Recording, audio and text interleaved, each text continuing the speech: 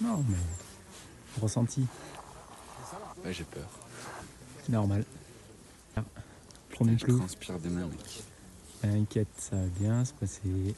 Tu t'es déjà retrouvé dans cet état-là, complètement apeuré, pétrifié, en t'imaginant que la seule issue possible c'était soit la chute, dans ce cas-là, ou bien la honte, le ridicule, ou n'importe quelle autre conséquence affreuse. Oui, moi aussi, et des tonnes de fois. Et par expérience personnelle et professionnelle à travers le récit de mes clients, je sais à quel point ce genre d'attitude est super néfaste parce qu'elle t'empêche de te réaliser, de faire ce que tu as vraiment envie de faire et du coup d'être heureux. C'est pour ça qu'aujourd'hui j'ai décidé de te partager des conseils pour que enfin tu aies confiance en toi en toutes circonstances.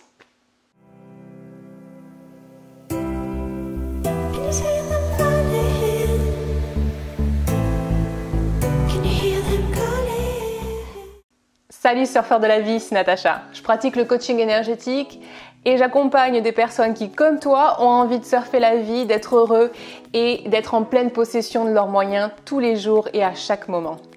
Aujourd'hui, on se penche sur une question qui va concerner énormément de monde. Comment avoir confiance en moi? Mais avant de parler solutions, voyons un peu ce qu'est le manque de confiance en soi, comment il se manifeste et ses conséquences. En fait, la confiance en soi, elle peut être assimilée à l'estime de soi, qui est la valeur que tu t'accordes. La confiance en soi, c'est un terme hyper générique parce qu'en fait, il y a plusieurs types de confiance en soi, comme il y a plusieurs types d'estime de soi, selon les sphères de ta vie. Tu peux très bien avoir confiance en toi, en tes compétences intellectuelles, mais pas en tes compétences sociales. La confiance en soi se construit très tôt dans l'enfance et elle est nourrie par les parents. On peut donc imaginer qu'une personne qui n'a pas confiance en elle a vécu de la part de ses parents un manque d'attention, un manque de preuve d'amour, un manque de contact physique, un manque d'encouragement, mais aussi une absence d'autorisation à découvrir la vie par ses propres moyens, à être curieux et un empêchement à savoir de quoi elle est capable, à découvrir de quoi elle est capable et avoir confiance en ses propres ressentis et émotions. Certains auront même vécu des situations de dévalorisation, ce qui est hyper violent pour un enfant. Parce qu'un enfant a besoin de se sentir en sécurité, valorisé, aimé, non jugé, accepté, afin qu'il devienne un adulte qui a pleinement confiance en lui et en la vie. Et toi qui regardes cette vidéo, dans quel domaine de ta vie tu voudrais avoir plus confiance en toi? Mets-le en commentaire maintenant. Fais pause. Pause la vidéo et mets-le en commentaire maintenant.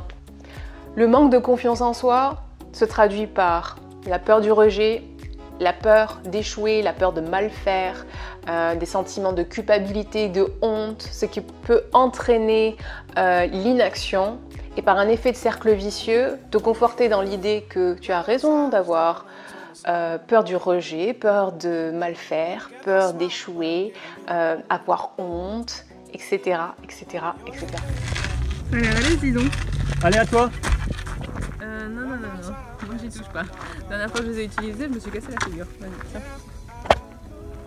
tiens. T'as pas confiance en toi.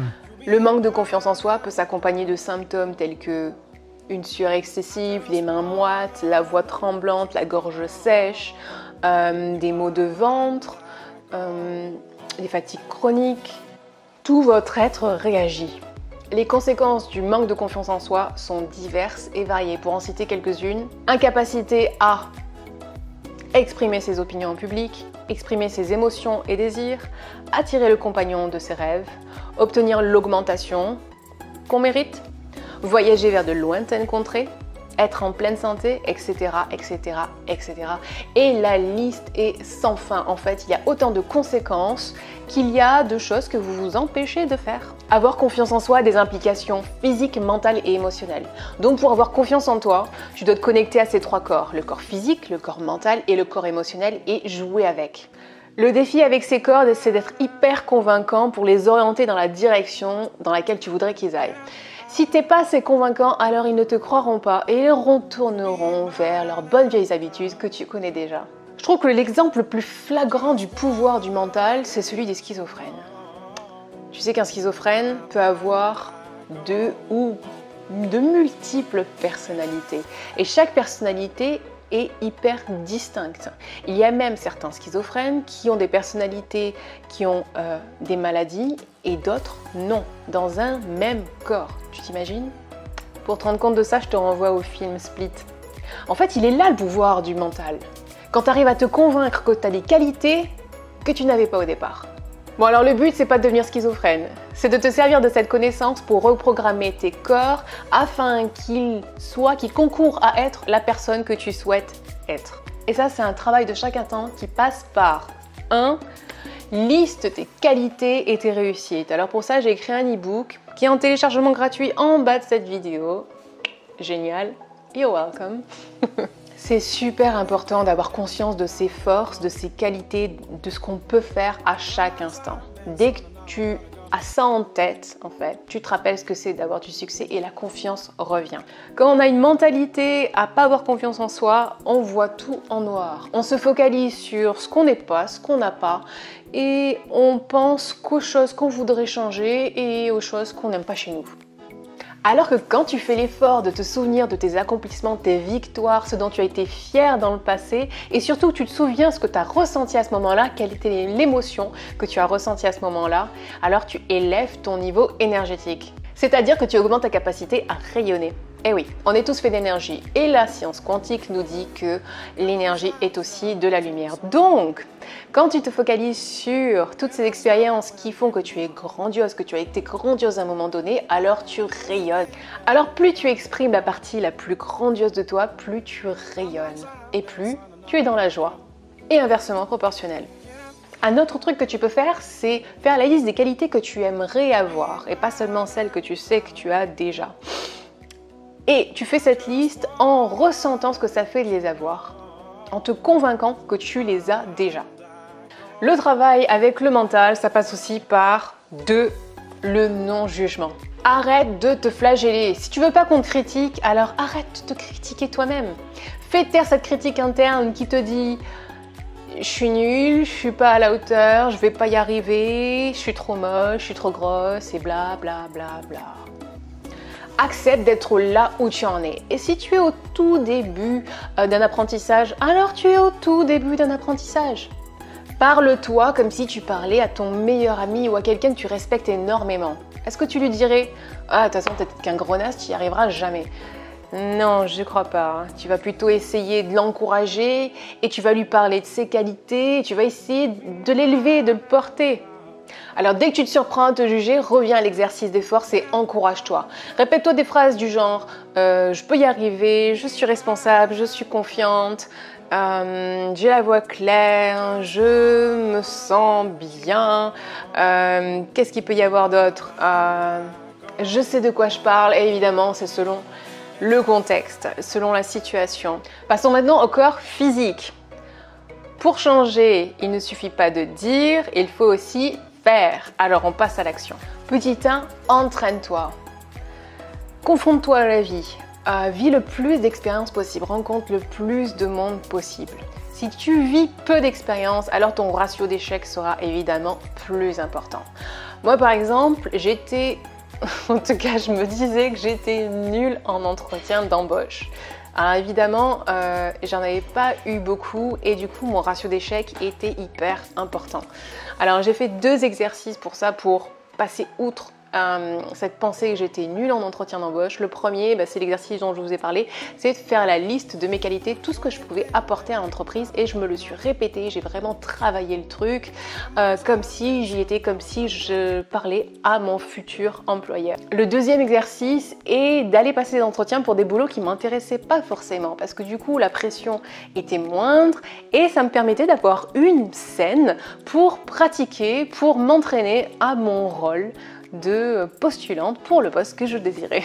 Un autre exemple, si tu n'as pas confiance en tes capacités intellectuelles, alors apprends des choses que tu veux savoir. Travaille les choses sur lesquelles tu penses avoir des manques. Et apprends des choses tous les jours, ok? Si tu n'as pas quelque chose, ça ne sert à rien de te plaindre que tu l'as pas. Essaie de l'obtenir. Moi par exemple, je dis toujours que je suis nulle en géo. C'est-à-dire que je regarde rarement une carte. Deuxièmement, célèbre tes pas de bébé.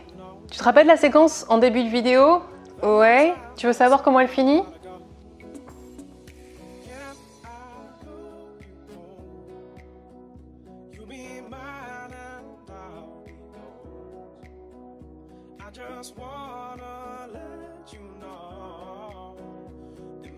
Même ce qui te semble ridicule à célébrer, célèbre-le. Parce que chaque pas, chaque minuscule pas qui te rapproche de ton objectif est un pas à célébrer.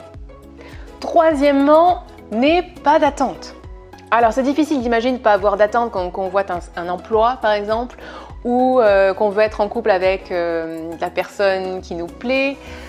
Mais en fait, quand on n'a pas d'attente, il n'y a pas de pression d'échec ou de réussite. On fait juste ce qu'on a envie de faire, on est qui on est, et puis on voit ce qui se passe. Je dirais que la seule attente que tu devrais vraiment avoir, c'est celle d'être surpris par la vie. Ça, c'est une attente réaliste, parce qu'on est toujours surpris par la vie. Alors, accepte l'inconnu et son lot de surprises. Pour finir, on va parler du corps émotionnel. Si tu veux que ton corps émotionnel joue en ta faveur, alors, premièrement, change ton humeur. Si tu veux accomplir quelque chose de positif, alors mets-toi dans un état émotionnel positif tous les jours. Par exemple, en écoutant de la musique, en voyant tes amis ou en pratiquant ton activité préférée. Ça va te permettre de faire circuler l'énergie créatrice en toi et d'oxygéner toutes les parties de ton corps pour te donner un nouveau souffle de vie. Une bonne façon de te trouver dans un état émotionnel positif aussi est de t'éloigner des personnes qui ne t'encouragent pas. Oui, parce que quand tu es à cette phase de début où tu construis ta confiance en toi, alors tu as besoin d'évoluer dans un environnement sécurisant où les gens t'encouragent ou en tout cas au minimum où les gens ne te découragent pas. Et surtout, garde à l'esprit que les personnes qui te critiquent ont aussi leur lot de problématiques. Et peut-être qu'elles sont même jalouses de toi. Et tu veux savoir un petit secret? Viens, rapproche-toi, je vais te le dire à l'oreille. Les personnes qui critiquent tout le temps sont des personnes complexées.